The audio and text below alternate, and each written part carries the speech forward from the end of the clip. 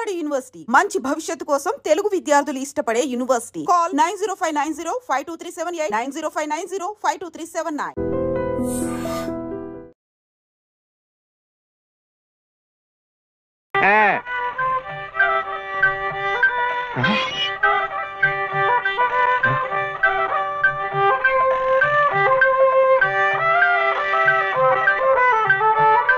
అయ్యో అమ్మో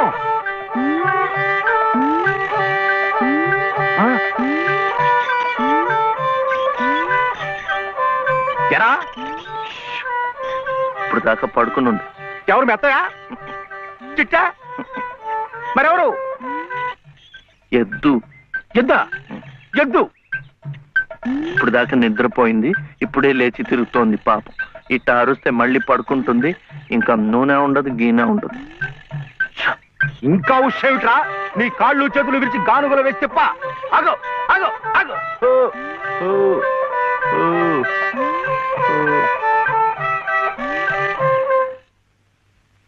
చెప్పానుగా పడుకుంటుందని. ఇప్పుడు కాడి మెడ మీద వేసుకుని నువ్వే తిరుగు.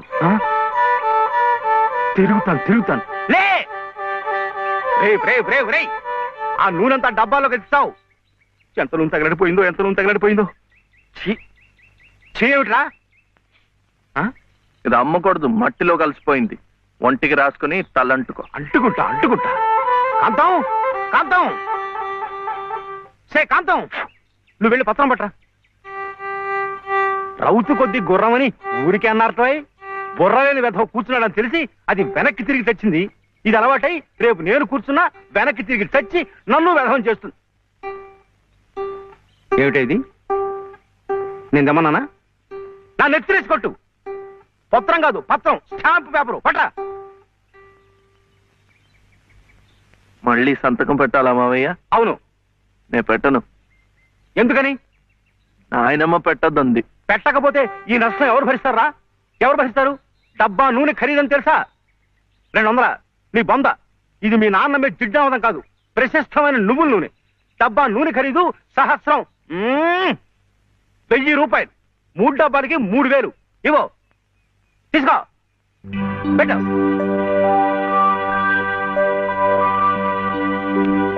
ఇది పెట్టిందే, ఇది పెట్టిందే, ఇది కూడా పెట్టింది. ఇది పెట్టలే. ఏమిట్రా అది? మళ్ళీ సంతకం పెడుతున్నావా? మావయ్యకు చాలా నష్టం వచ్చిందట, 3 సహస్రాలు. ఎవరు చెప్పారు? ఏమయ్యా రే లే, మళ్ళీ ఇలాంటి సంతకాలు పెట్టావంటే ఒళ్ళంతా బాధలు పెడతా, జాగ్రత్త.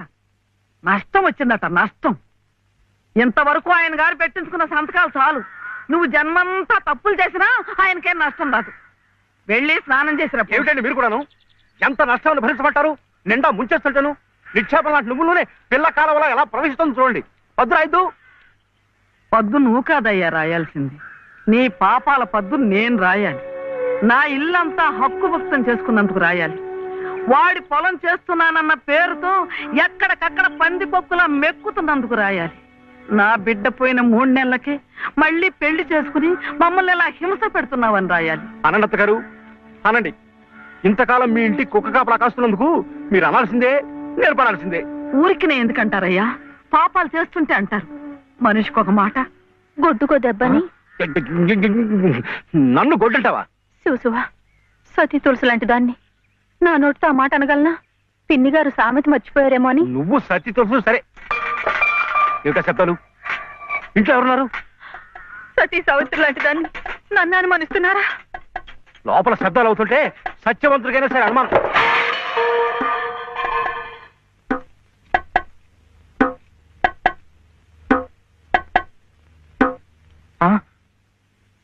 చూడు నాన్న, నీకు దిష్టి తగులుతుందని చాటుగా పలహారం పెడితే సీతమ్మ లాంటి దాన్ని నన్నే అనుమానిస్తున్నారు. రామచంద్రుడి కనుక అనుమానించానే, ఏం తప్ప? నువ్వు రామచంద్రుడు కాదయ్యా, రావణాచంద్రుడు.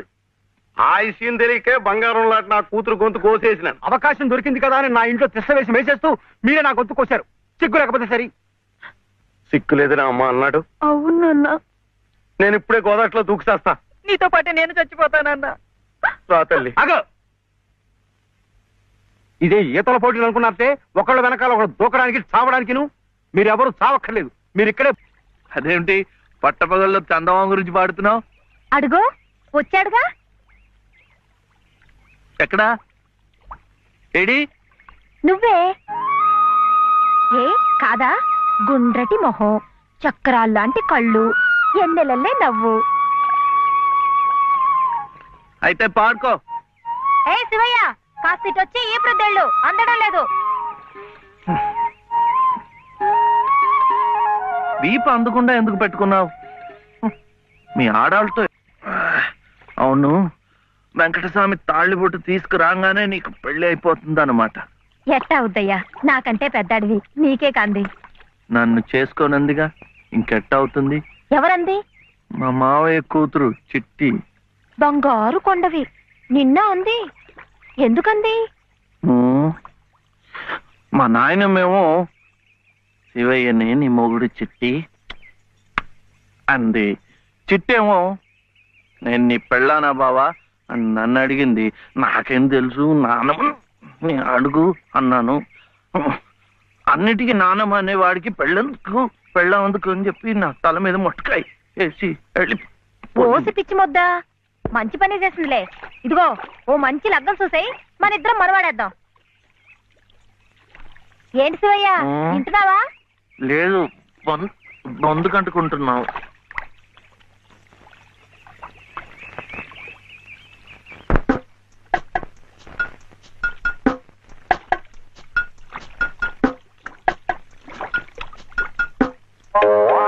ఏం శివయ్య, పెళ్ళనగానే చేతికేదో కరెంట్ వచ్చినట్టుగా ఉంది. అంటే కర్మ, మను అయితే మన ప్రేమ పట్టపగ్గాలు ఉండవు. ఊరి సచ్చినోడా నువ్వా? ఎల్లెలో ఏటే సుబ్బులు, చెయ్యి మారగానే సాకు తగిలిందటే చుట్టుకున్నావు. పట్టేవాళ్ళ బుద్ధేంటో ఆ చెయ్యి వాటంలోనే తెలిసిపోద్ది. అమ్మా!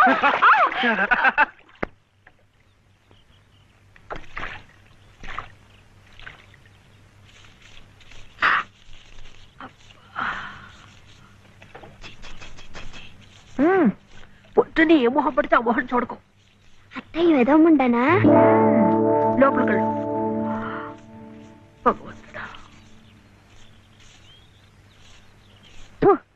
పొద్దున్నే నీకెందుకులే మా పళ్ళు, అవి అక్కడ పడేసి లోపలికి వెళ్ళు. పర్వాలేదు లేదునా, ఇందులో తప్పే ఉంది. తప్పే ఉంది అని నిలదీసి అడిగితే నేనేం చెప్పను? నిన్న పొద్దున్నే నీ మొహం చూశాక ఆ పక్కింటి ఆయన కాలు జారి పడ్డాడట. వాళ్ళ ఆవిడ ఒకటే తిట్టిపోసింది. పొద్దున్నే లేచి ఎవరైనా కాస్త మంచి మొహం చూడాలనుకుంటారు పాపం. ఏమే నీళ్ళు, నువ్వు వెళ్ళి కాస్త కాఫీ పని చూడమ్మా, వెళ్ళు.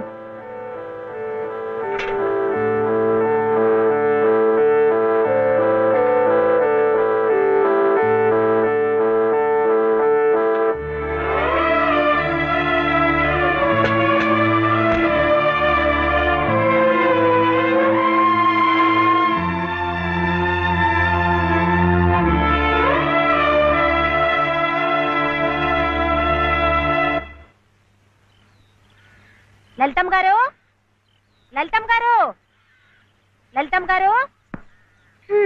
అదేమిటి రోజు ఎంచగ్గాను దుర్గమ్మ గారు అని నా పేరు పెట్టి పిలిచేదానివి, ఈ రోజు ఏమిటి లలితమ్మో లలితమ్మో అంటా గావుకేకలు దుర్గమ్మ లలితమ్మ అయిపోయింది ఏమిటి? అదెట్టా అవుతుందమ్మా, దుర్గమ్మే లలితమ్మే. నా జాకెట్, నా లాగు, నా చొక్కా ఎక్కడా? ఇదిగో బాబు,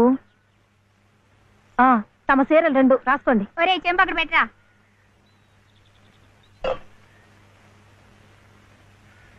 రా బాబు, ఇదిగో మీ అమ్మగారివి 6 చీరలు.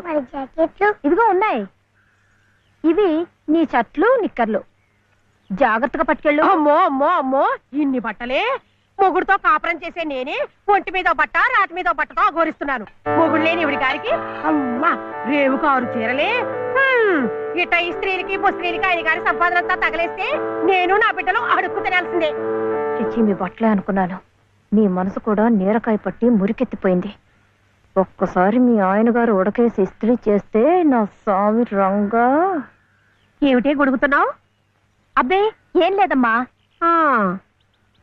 అయినా మీరు కూడా ఏందమ్మా, దేవుడు ఏదో చిన్న చూపు చూడబట్టి ఆవిడ మీ ఇంటికి వచ్చింది గాని నిన్నటిదాకా ఆవిడ లక్షణంగా బ్రతికిన మనిషేగా. అంటావు, మధ్యలో నీ సమయం పోయింది. బట్టలు ఎక్కువేస్తే డబ్బు బాగా గుంజొచ్చని నీ ఆలోచన. ఆవిడ గారి బట్టలకి మీరేం డబ్బు ఇవ్వక్కర్లేదులేండి. పుట్టెడు కష్టంలో ఉంది. ఆవిడికి ఈ పాటి సాయం చేస్తే పుణ్యమైనా దక్కుద్ది. ఆహా, అంత పుణ్యం కావాలంటే నీ కొంపకి తీసుకెళ్లి నెత్తిన పెట్టుకు పూజించు ఈ సంతని. ఆవిడ రావాలే గాని ఆ మాత్రం అన్నం పెట్టలేకపో. మా కొంపలు ఇరుక్కు కావచ్చు కానీ మా మనసులు ఇరుక్కావు. మనసులు గుండెలు కోసి పెడితే సంతోషపడే ఘటాలు కావు. ముప్పుద్దులా మేపినా మనుషుల్ని పీక్కు తినే రకాలివి. అమ్మా అమ్మ అన్నం పెట్టవా? వచ్చి భుంచొద్దు గాని పద, బడికి టైం అవుతుంది. ఏమ్మా, పిల్లాడికి అన్నం పెట్టకుండానే స్కూలుకు పంపుతున్నావు? మాటంటేనే మూతి విరుపులైతే చాలా కష్టం. ఈ పూటైతే మాన్పించావు, మధ్యాహ్నం తప్పుతుందా, సాయంకాలం తప్పుతుందా, రాత్రికి తప్పుతుందా? ఈ ఒక్క పూట ఆదా చేస్తే మాకేం మిగిలేదు లేదు. శుభ్రంగా కూర్చోపెట్టి వెళ్ళవయ్యా, వెళ్ళు. అది కాదు వదినా, నిన్న పొద్దున అన్నం తిని కక్కుకున్నాడు, అందుకని. పడ్డలేదంటే ఇడ్లీలు బొడ్లీలు చేస్తాననుకుంటున్నావేమో. 3 రోజులు అన్నమైనా కుండలో వేస్తే ఎగబడి తింటారు నా బిడ్డలు. వేడు అలవాటు చేసుకుంటాడులే వదినా.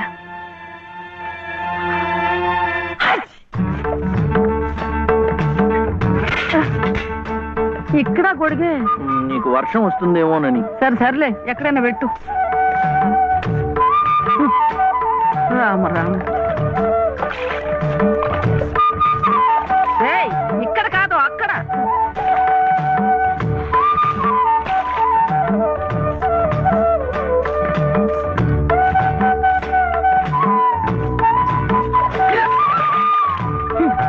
రామచంద్ర,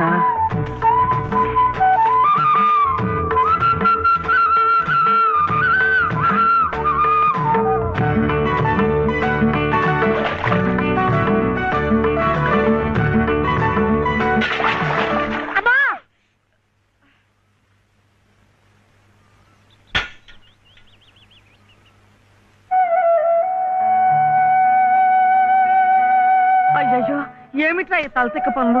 చూడలేదు. సర్లే, బిడ్డ పూర్తిగా తడిసిపోయాడు. ఏమనుకోకమ్మా. పర్వాలేదు. చాలే. అయితే రేపటి నుంచి నీళ్లు కూడా పోయను. ఒరే, ఇదంతా నా కోసం అట్రా, నీ కోసం కాదు. ఏది చేసినా భక్తితో చెయ్యాలయ్యా. అయితే ప్రసాదానికి వెళ్ళినా వెళ్ళు. ఓం రాజాతిరాజాయ ప్రసహ్య సాహినే నమో వయం వై శ్రవణాయ కుర్మహే సమే కామాం కామ కామాయ మహ్యం కామేశ్వరో వై శ్రవణో దదాతు. ఇంకా నైవేద్యం కాలేదురా. శ్రవణో దదాతు.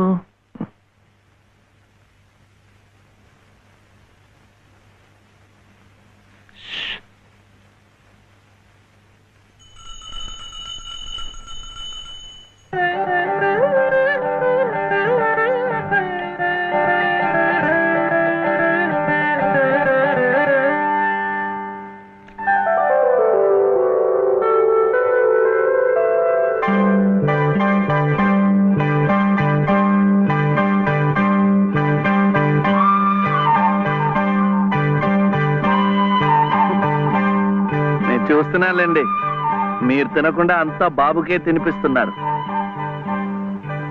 తీసుకోండి. నాకు లేదనా?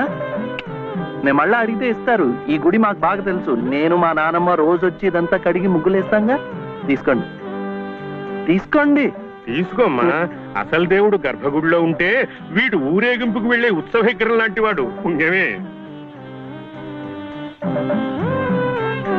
రాజమ్మా, ఆ అమ్మాయి ఎవరో తెలుసుగా?